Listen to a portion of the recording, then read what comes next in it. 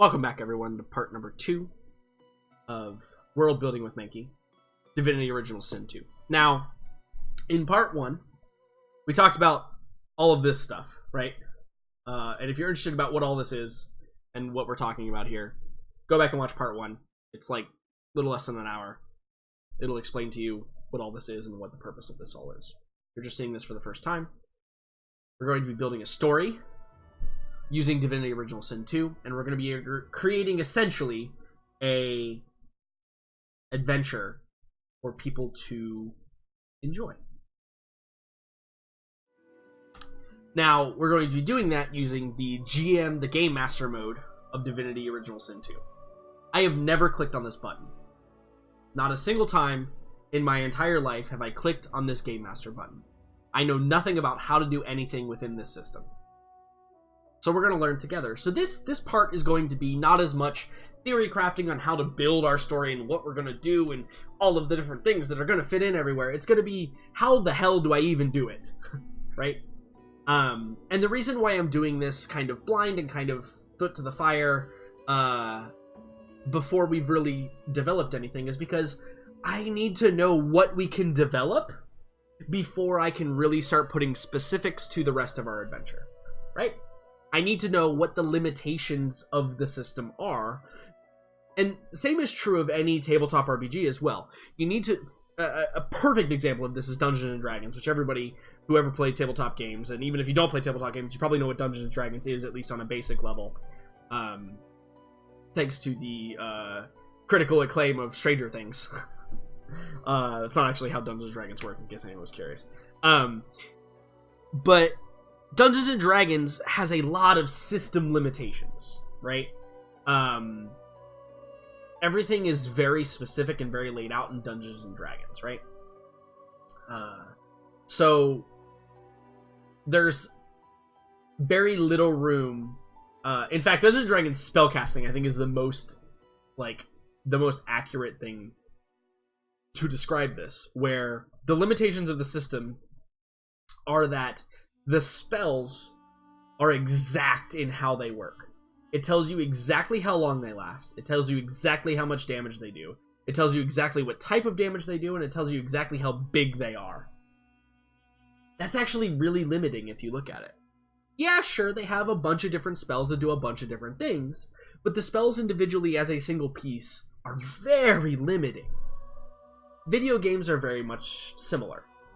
There is only X number of abilities that you can ever have ever.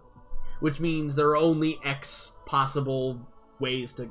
Or, I should say, there are only one possible way to use that ability in exactly the way that it wants you to, right? There are modifiers to it. For example, in Divinity Original Sin 2, there is an elevation modifier. If you are higher elevated than something else, you do more damage, and you have greater range, which makes sense. If you are lower elevation, you can't necessarily hit up to higher elevations. Great. Awesome. Also, the limitation of the system, as far as talking about video games, is the environments, right? There's not... If you put a fight in a specific environment, that's where that fight is going to happen. Right? That's where that fight is going to happen. It's not going to happen somewhere else.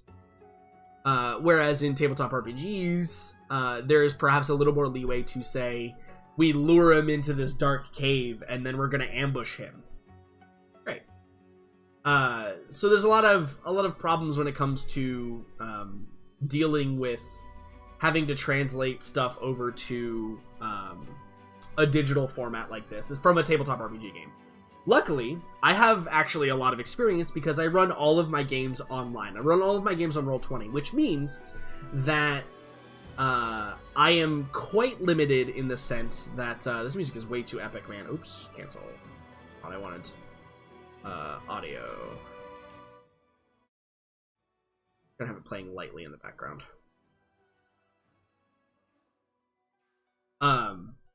So I am very limited on Roll20 when I do something, because if I build it on a map, I have to make sure that the players get to that map at some point, right?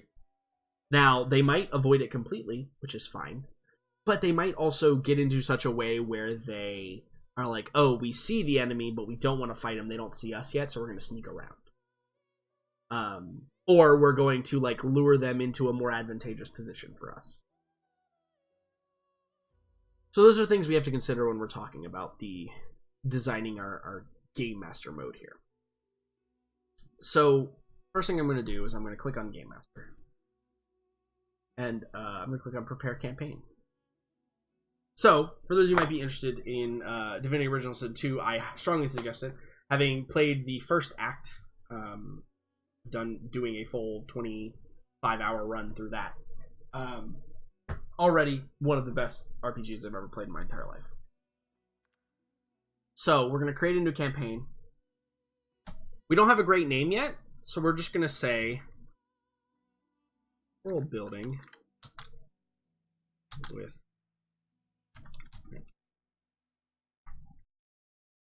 It's going to be the Worldbuilding campaign, right?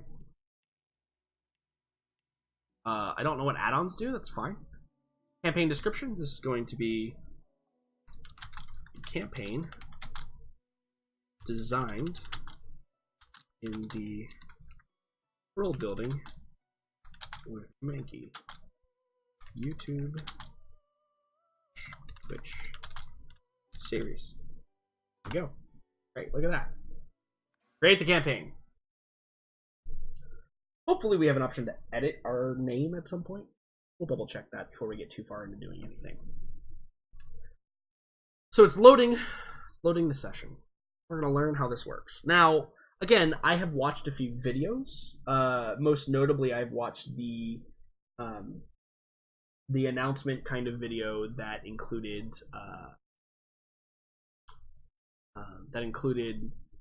Matt Mercer, who's a wonderful, wonderful GM, obviously, of the show Critical Role. If you're watching this and you don't know what that is, I'm surprised at you. Welcome to Tabletop RPGs ever, I guess. And a few streamers that I follow as well. At DexBonus, Dodger, at Strippin, who's Strippin, at Jesse Cox, or Shabuzi on Twitch. And who else was it JP that was in that as well? I think it was at ImmyJP. Oh no, it was Bikeman, I'm sorry. Bikeman was the other person in that. Who, thank God he's okay. If those of you that don't know, Bikeman had a heart attack not too long ago, and it was very, very scary for everybody. Take care of your bodies, even if you're a streamer. So, when we load in the campaign, we can see here that it actually loads up the default Rivalon map, which is great. That's fantastic, because one of the first things about a setting, we come back here, is that we don't have is map, right? Like, or I should, yeah, I mean map. Check. We're gonna put a big check right next to that because we got a map. Probably best if we just use this map. It's developed. It's, you know, normal. And it's identifiable. It's recognizable, right? And that's important. So it looks like we have a few locations on this map already, right? We have this big castle-like thing. Oh, I can also move this around a little bit. Doesn't move much, but it does move a little bit. I have whatever this is over here. I have this big tower thing. So this is where I'm going to talk a little bit about inspiration, okay? So for those of you that have never run a tabletop game or are going to run a tabletop game soon, or perhaps are looking to, or maybe watching the series to learn how to world build and run a tabletop game, one of the best, absolute best places to draw inspiration from is images. When they say a picture means 1,000 words, that is so true in my life, right? Picture meaning 1,000 words is more true to life for me than perhaps anything else in the entire world. Because I draw a lot of my inspiration from images. So for example, I have an advantage, at least I would call it an advantage in this particular scenario, where I don't know what any of these places are. I literally have no idea what any of these places are on this map right here. Oh, you can also zoom in. That's beautiful. So because I have no idea what any of these places are, I can be as creative as I want with them. I can be as creative as I want with them. And we can design an entire world, all our own, that has nothing to do with whatever these actual locations are. Now, this is our little party symbol, right? This is denoting where our party is. We'll put them in the ocean for right now. Also, these lines that lead. Not sure. Oh, I think it's just the compass lines. Got it. So already I'm looking at these maps, and I'm just looking at all these interesting ass locations that we can put stuff. Right? Just like, I wonder what the deal with this town is. Or what the deal with this town is. And I'm trying to get the pins, by the way, just in case you're curious what I'm doing, like all this kind of nitpicking, trying to get the pins where I want them to go. I'm trying to make it so that they don't cover any of the actual, like, graphic of the map. I guess when I zoom out, they're going to, no matter what. But I'm also trying to get them accurately where the location is, right? That's kind of important.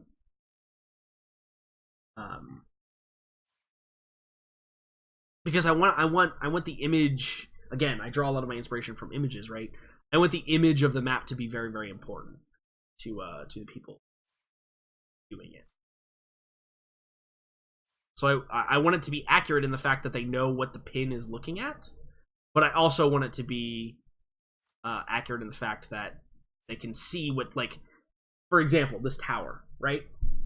So I'm putting this pin here, and if I just put it right here, great, look, that's the tower, but when I zoom out all the way, I can't see the detail. Even when I zoom in all the way, I'm missing a lot of detail. So I'm trying to put the pin in such a location that it blocks as little detail as possible, with still allowing you to see, like, the big thing about this particular tower, to me, at least inspiration-wise, is how big it is. It's massive. Look how tall it is compared to, like, the mountains around it. Compared to all the other images on the map, look how big it is.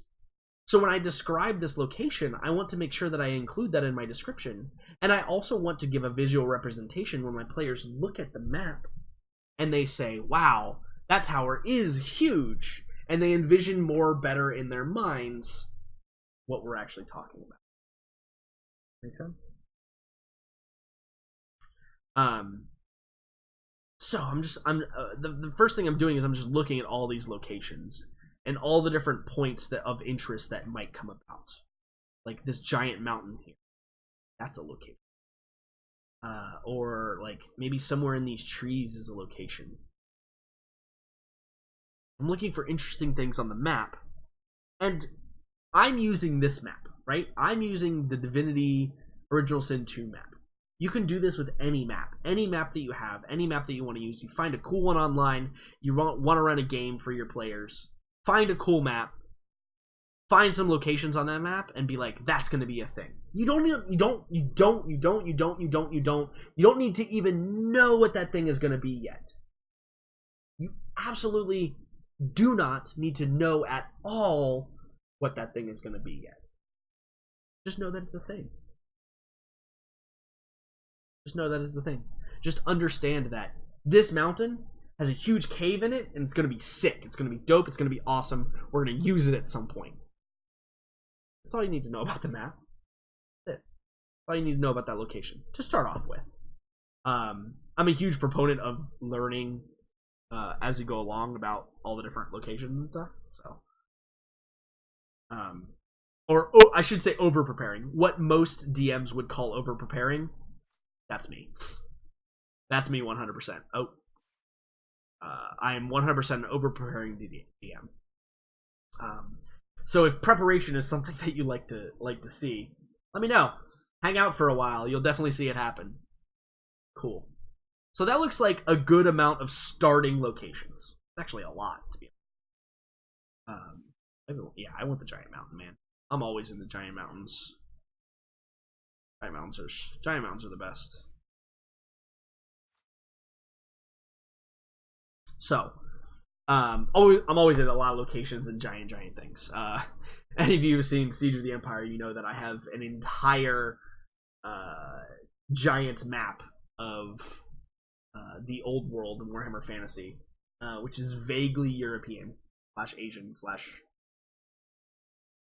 African, and it's like a bajillion fucking pixels big, really big.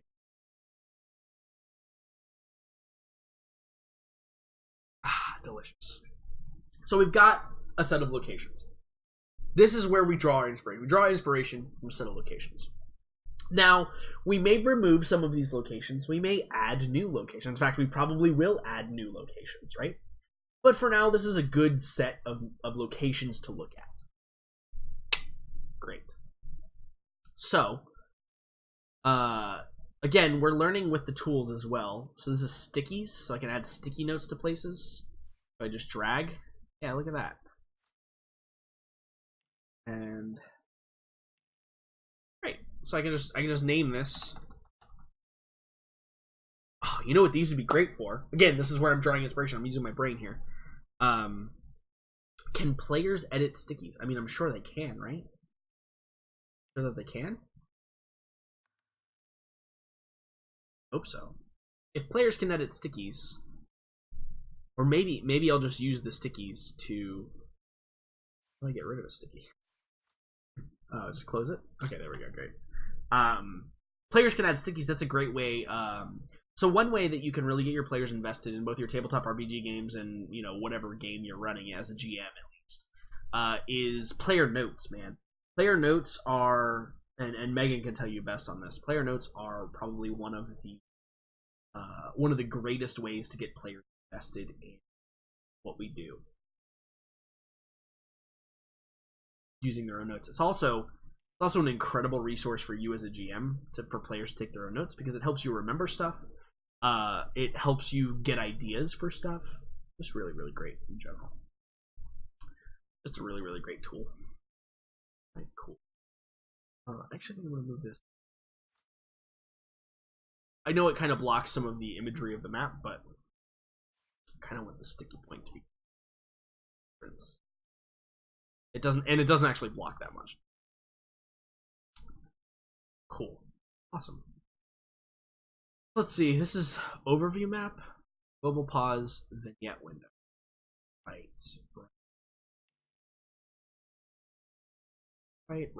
So the vignette window. So in the game, the vignette window is a place where you can have like an interaction. So for example, it's used a lot for decisions. If you've ever played, what's a good example?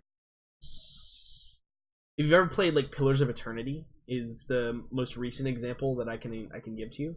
If you've ever played Pillars of Eternity, you can you get these little vignette windows, which are basically the equivalent of the skill checks within that game, because that game is very tabletop based as well. But they're little skill checks within that game where you'll have this like series of like, for example, this is like the default, obviously the default picture that I can round freely. This is the default picture, right? That I can add in, like, you find yourself wrecked on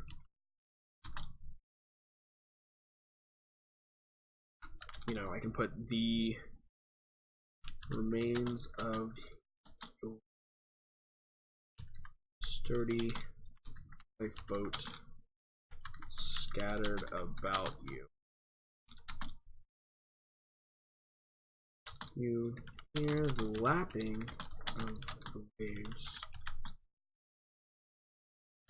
against shore. No, we'd be against like the soft, sandy beach.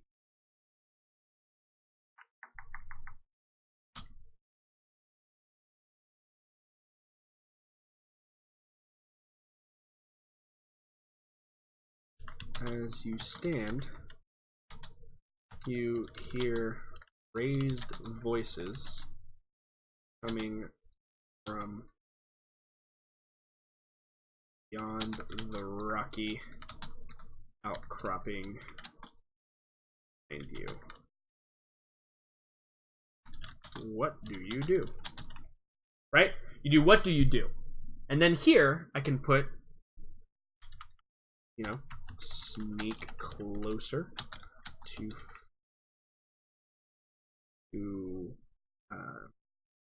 eavesdrop. I can put call for help.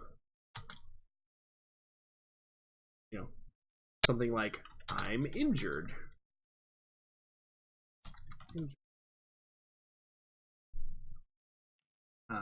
You can obviously do nothing. Can I move these around? Yeah. Around. You could, you know, this is what you can do, right? You could ignore the voices and scan the area for anything useful.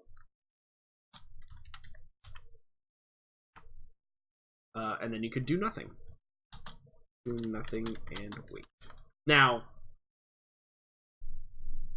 here's where we talk about something.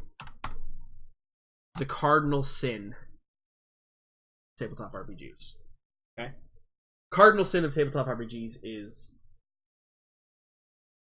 negative, or is zero progression. Okay? Every decision, every action that the player takes needs to have a forward momentum. Or I should say, forward or backward momentum. Because player actions can bring them back in their steps, right? It might bring them to the rear, you know, set them back a few steps. Or it might progress them forward a few steps, which is great. Both of those things are fantastic and what tabletop RPGs should do. The part where we need to talk about is zero progression. So you'll notice I specifically worded this as do nothing and wait. I did not specifically word it as do nothing, right? So the way that let's say the party decided to do nothing and wait, or two of the three members of the party decided to do nothing.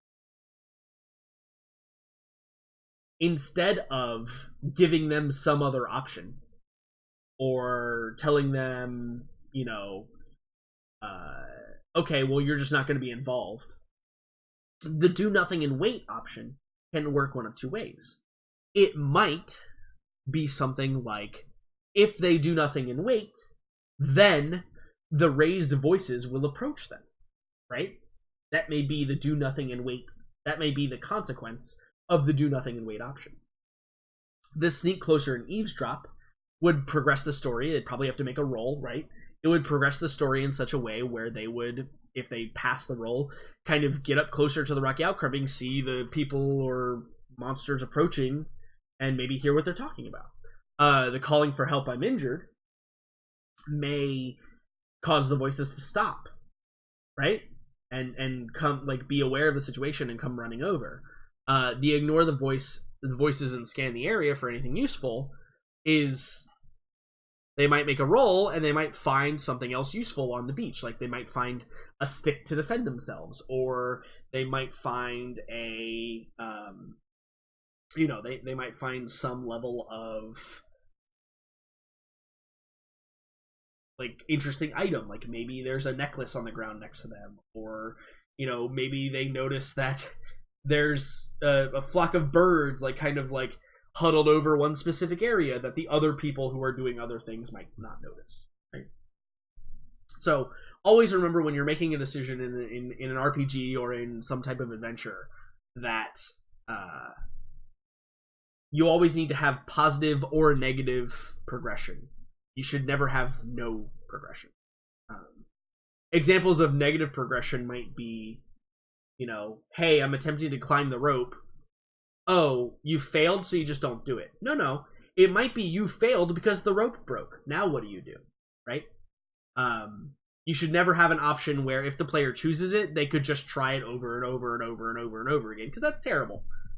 Because they're just gonna, it's basically like, it's similar to if you were playing some sort of dice game. And since I have a set of dice just laying here, I have my D20, and it's just like, hey, oh, I got a 20. Actually, I did get a 20 in my very first roll. But I want to fail this roll, so I'm going to roll again. Oh, I got a 2. I actually did get a 2. Okay, I failed this roll. Great, I'm going to keep that one. That's the same as giving somebody an option that does not forward or backward progress them. That makes sense to everybody? This is my metal dice set, which is beautiful. Wonderful. One of my wonderful players by the name of Devin, who plays in the Stars Without Number game called Olympus Rises, got me this beautiful dice set when we used to play in person. Lovely. I strongly suggest for every GM to get like one super nice dice set. Use all your shitty dice the whole game, and then when the boss comes out, you just take out your dice. And I like the metal dice set because it's heavy, so I just like drop it on the table. Everybody gets scared. You didn't know you were going to get other GMing tips, did you? You thought we were just building a world. No. I'm going to teach you how to be a good-ass GM. So there you go. Great. So this is the vignette system. I really, really like this. So good, man. So, like, change the border. So we'd want something like... something like wavy like this, right? Yeah, because we're in the ocean. But we could also just change the image. Look at all these images. Obviously, we're gonna have to get more of these, right? We're gonna have to get more of these. Right now, we're just gonna use default stuff. We're gonna see what we can do with default stuff and progress further later. We can also change the canvas. Oh yeah, we're gonna make it a little bit bluish. We're on the beach. Look at that. How beautiful that is. So how this works is on a whim. GM can bring this up for the players, and they can all then see this, and then they'll be able to like select options. Wait, we're gonna clear that. It was a nice bit of writing, but we'll get to it later. Let's back to the overview map. What is this? Game field global pause. I don't know what this does yet. Figure that out later. Scene.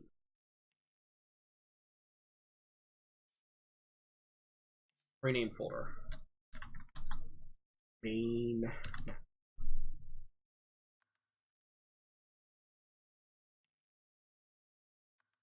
What do we do here? Create new scene.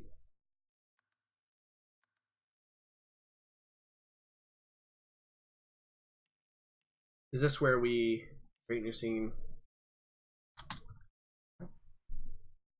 Oh, hey, look at that. These are different things we can use. Awesome. Again, we'll definitely be getting more of these eventually. We're gonna create what we can create at some point in the future.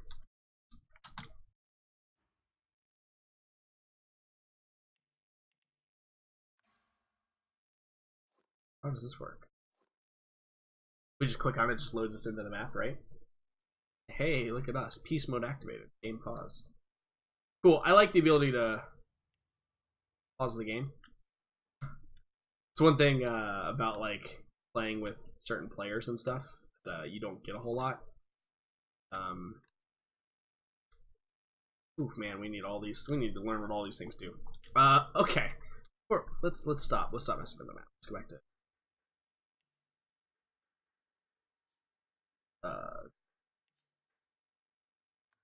Cannot delete current level.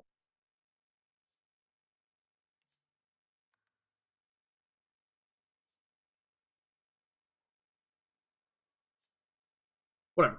It's fine. We'll get rid of it soon. Sorry, I'm just messing around with the system because I have no idea how it works. So the main map. This is the main map, right? Can we rename this? What does change map image? Oh, look at them. They have a couple different maps. Oh, snap. Think we only need one? But I mean, I think we're gonna app image. We're gonna see what all of them look like, right? Hell yeah. Sweet. This one look like.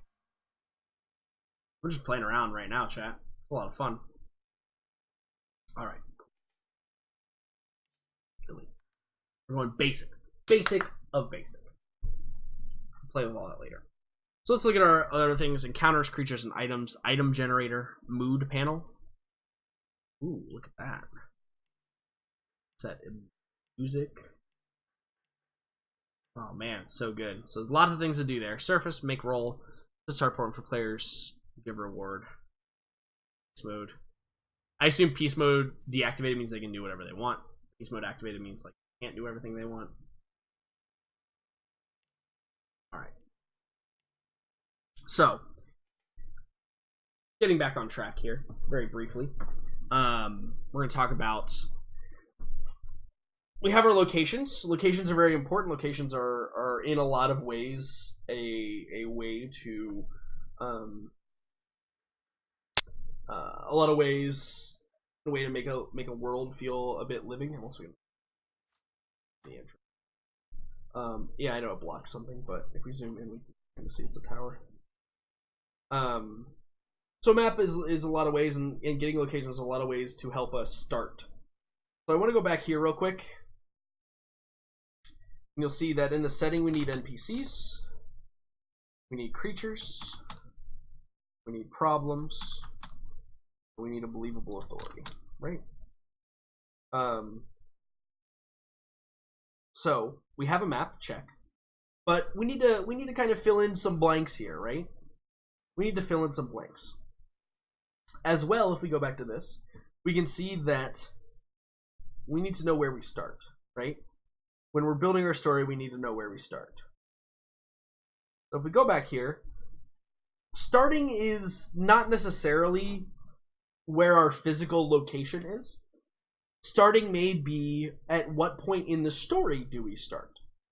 So a good example of this is there's a common writing and world building trope, or I should say writing and adventure building trope, where you start in media res. And what in media res means, that's INMEDIARES. In media res means that you start in the middle of the action. Okay. So let's take, in fact, a really good example of this is Indiana Jones, okay? In Indiana Jones, Raiders of the Lost Ark, Indy starts on inside of an underground temple. And he is actively, in the very beginning of the movie, trying to make it through all these traps, trying to, do the sandbag trick,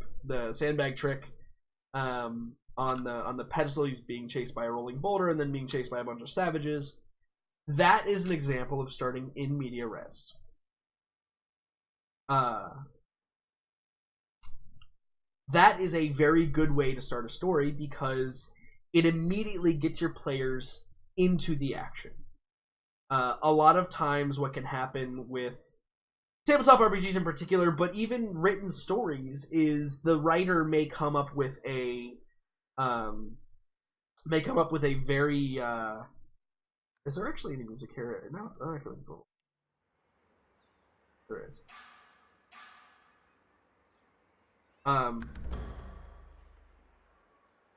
The author or writer may come up with a series of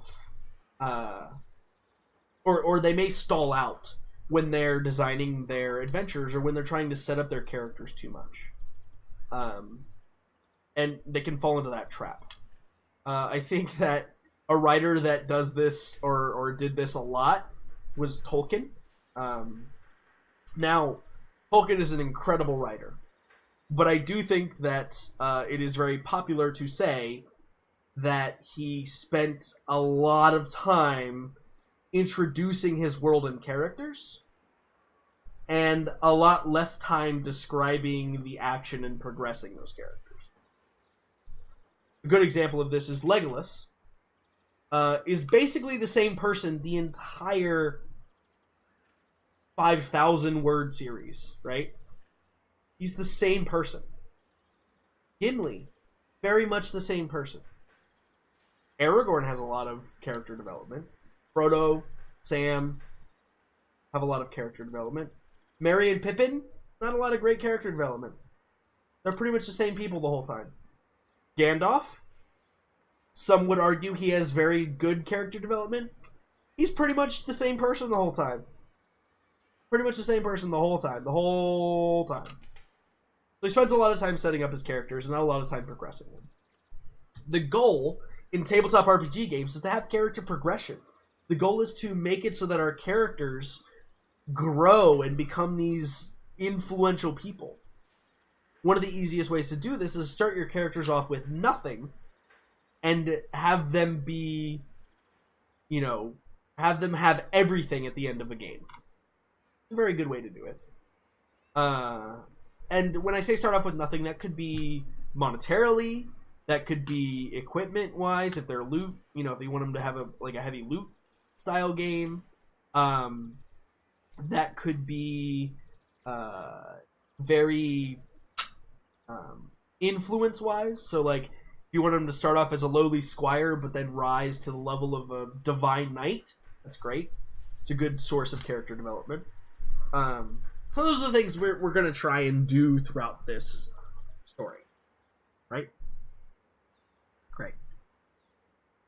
So, when we're describing where do we start, one thing I like to tell a lot of people who ask me for my opinion on how to do things, like how to start missions and how to build worlds and how to get good games out of, what they do, I traditionally tell them to figure out what point you want to start at, and then progress that a few scenes.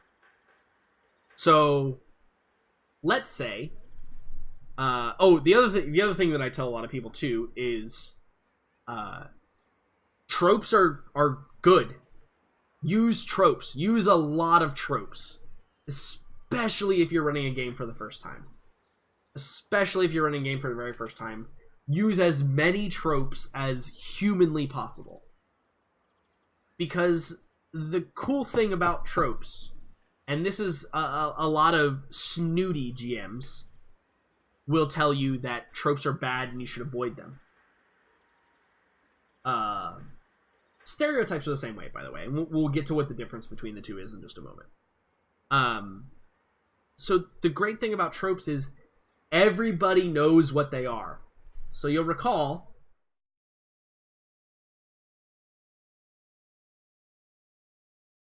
when we were talking about player characters, we need to make the game approachable for player characters, right? We need to make the game approachable for player characters. One way that we can do this is using tropes. You're in a bar. There's a fat, greasy bartender who's cleaning out a mug with a dirty rag. Everybody knows what that looks like. It may be slightly different for everybody, but everybody knows what that looks like. Right? Just me saying that has put an image into your mind already. You and I probably have different images. I'm envisioning a set of round tables ringed by a set of booths with high wooden backs along the walls. You might be imagining a couple of long rectangular tables, some jutted up against the wall, some in the middle, with a dance floor and a fireplace on the other side. Just by saying you're in a bar, there's a fat, greasy bartender cleaning a mug with a dirty rag. That's all I have to say. And you already can envision in your mind the rest of the layout of the place. So it needs to be approachable. Tropes. Tropes are a great way to do that. Stereotypes are also a great way to do that. Notice, within that trope, I also had a stereotype. The stereotype is the fat, greasy bartender is not a very cleanly man. He also uses a dirty rag to clean out beer mugs. That is a stereotype. Stereotypes are similar to tropes, but are the easiest thing to change within a trope. Okay? Bear with me here. So inside of the trope of a fat, greasy bartender is cleaning a mug with a dirty rag inside of a bar, that's the trope. Trope is there's a bar, it always has a fat bartender, he always is cleaning something with a dirty rag. Perhaps the stereotype change, not the trope change, the stereotype change is the bar is the image of cleanliness. It sparkles with how clean it is. Now you're envisioning a very different bar from what I described the first time, aren't you? You're envisioning a bar in which the bartender is this slovenly man behind the counter, but now maybe he doesn't have a greasy rag, right? Maybe he's got very clean rag. Maybe he's got an apron on that's keeping all of that grease. It's not actually on his clothes anymore. Maybe his beard is trimmed and his hair is slicked back in a very clean way. The whole image of that bar has changed. But there's still a fat man, and he's still cleaning a mug in it. As per the trope. See what I did there? The stereotype I changed, and it changed the whole image of what you're seeing, even though the trope of you meet in a bar is the same. Pay attention to that next time you're running a game. Pay attention to that next time you're playing in a game when the GM says something like that. When it defies the expectation. Because one of the easiest ways to get your players to latch on, to reach out and grab a hold of a plot hook, is to make it different. The second you make something different than what they are expecting, they are going to want to do or get or find that thing. 99% of the time. The other 1% is them just fucking with you. But 99% of the time, if you make a thing different, it will stand out to them. It's perfect example. It's the woman in the red dress from The Matrix. It's the woman in the red dress from The Matrix. Everyone is normal and boring and drab, and there's one woman who is beautiful. She's blonde, she's tall, she's got a nice figure, and she's wearing this bright red dress. The only thing Neo can see in that scene is the woman in the red dress. He ignores everything else around him. Now, that woman in a red dress is a stereotype. And the entire scene is a trope of being boring and drab, and this is how normal life is, blah. But the scene is interrupted by the stereotype of the woman in the red dress. Isn't that cool? Isn't that neat? Doesn't that give you chills thinking about it? So, whenever you're playing in a game, or you're GMing a game, make sure to remember those things. Make sure to remember those things. They're very, very important. Now that I've spewed that knowledge all over your bodies, we were talking about where the hell do we start, right? And I think that it's almost important enough to say, how/where do we start? So we have a couple of locations here. The easiest way to choose what you want to do, where you want to go, is just choose. Just choose. I've been intrigued this whole time by this city.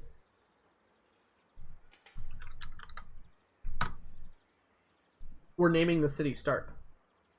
We're done. We're done with that step. Done. It's complete. It's done. Kaput.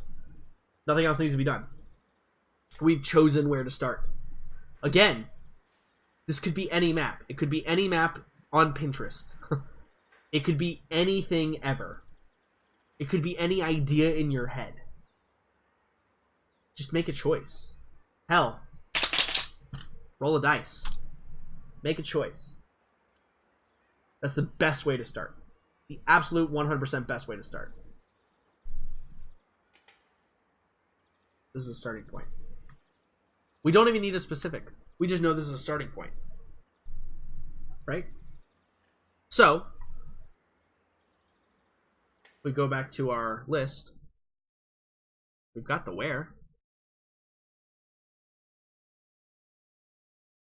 Can I actually strike through it? Can't. Wow, bold just doesn't... Oh, wait, because it makes everything bold. Notepad is a dumb thing sometimes. We've got the where. Great. How? So this is where we look at the limitation of the game a little bit, right? So we say to ourselves, how will this be played? How can we start this adventure in such a way that we are both, or that we are generic enough, approachable enough, inclusive enough for all player characters? In how or where do we start? You see how it's all kind of coming together now that we look at this? How or where do we start? Be generic enough, approachable enough, and inclusive enough for all characters. Pretty cool, right? Like how it's all coming together? So, one thing that we need to do is we need to consider our options. In order to do this, I think what we need to do is we need to look at the types of players that can be in this game. Right? Oh, good, we can change this. Great. So we need to consider the types of characters that can be in this game. So what we're going to do is we're going to save the campaign. We're going to go to the main menu. In the game itself, the easiest way to figure out what types of characters that can be in the game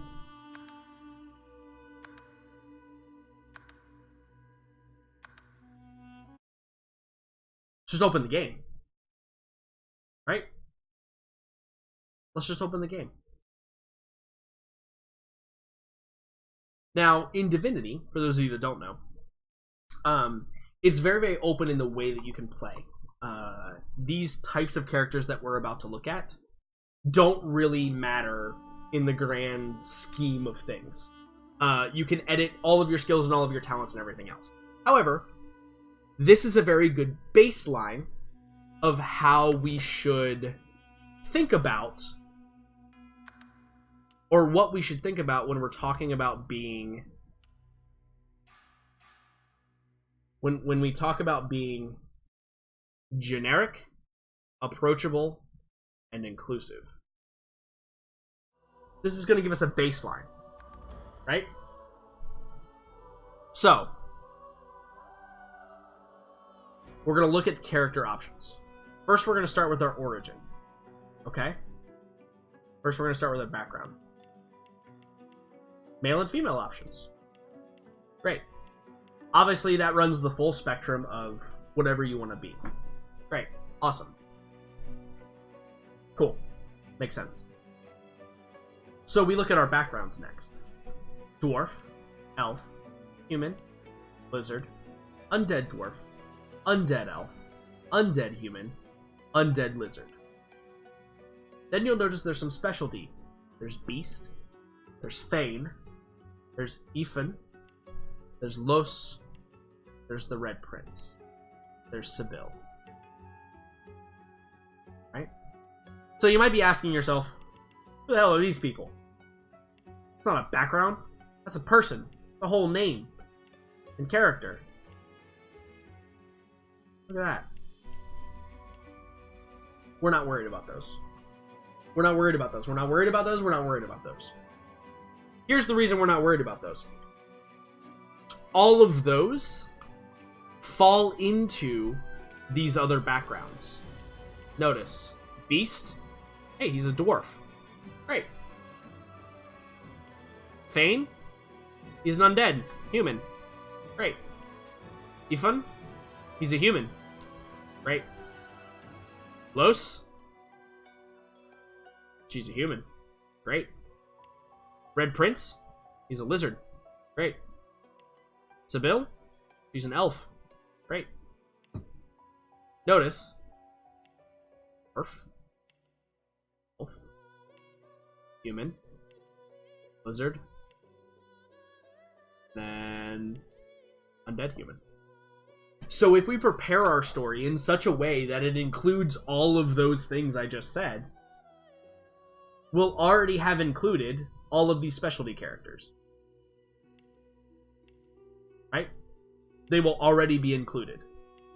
As long as we design our game or our adventure in such a way that it makes a dwarf, we're going to go back to it, it is inclusive for a dwarf. That it is inclusive for an elf, etc., etc. Make sense? Fantastic. The other thing we're going to look at here is the build preset. Again, I understand that in Divinity you can make any build work, you can put any amount of points into anything, and you can make a very specific build. That's great. We're not looking at the abilities. We're not looking at the specific abilities that we have here yet. We will absolutely be looking at those eventually. But we're not looking at those yet. We're looking at the type of play. This is the play style that we are looking for. So we have a rogue. Now we all understand what a rogue does. If we mouse over it, we can even say, with a lot of skill and a little luck, the rogue sees the world as an open coffer. Great. We have a shadow blade. Powerful assassin whose most daggers and magic would terrify any enemy if they ever saw it coming. Great. We have a wayfarer, who is a survivalist and practitioner of magic. The wayfarer is hard to hit and even harder to evade. Great. A witch. Also, you notice we can take some hindsight from what they're using here. The rogue uses daggers. Shadowblade uses a dagger and magic. The wayfarer uses a big old crossbow. The witch. Intimidating presence whose bone-chilling powers terrify friend and foe alike. Great. The bone-chilling powers. The wizard. Scholar of magic, specializing in standing and ending battles with a flick of the wrist, exacting swift victory from a safe distance. Ooh. Spellcaster. Great. Battle mage. Amplifies per butte strength with powerful magic. Right? So just runs in, has maybe a bunch of buff spells, hits things with axes. Sweet. Cleric. Heals allies or smashes skulls depending on the direction of the winds. So a support melee character. Great. Conjurer. Conjures a trusty personal demon and elemental totems to aid in battle. Cool. Enchanter.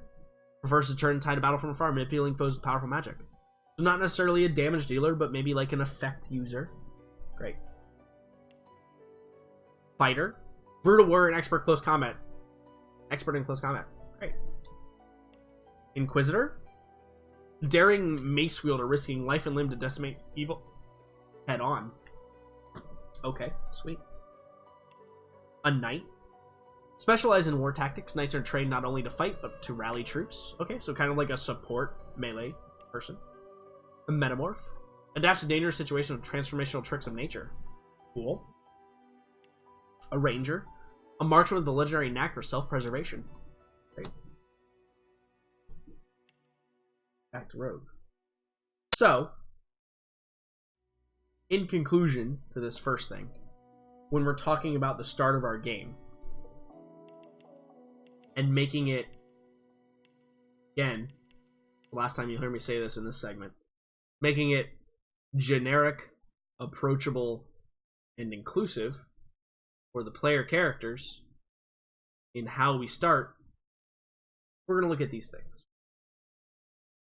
That's the end of part 2. We're going to start part 3, and we're going to get into using all of these things to figure out how any of these combinations of things could end up together.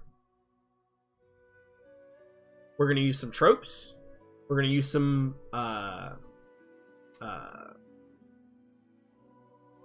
stereotypes. We're going to change stereotypes with tropes, and we're going to change tropes with stereotypes. And we're going to make it all 3 of those things for all of these options of characters, so that anyone can pick up and play this game.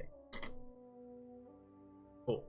So, for those of you on Twitch, we'll be back in a few minutes. For YouTube, wait for the next part. We'll be out in just a moment. Stay tuned. Be right back.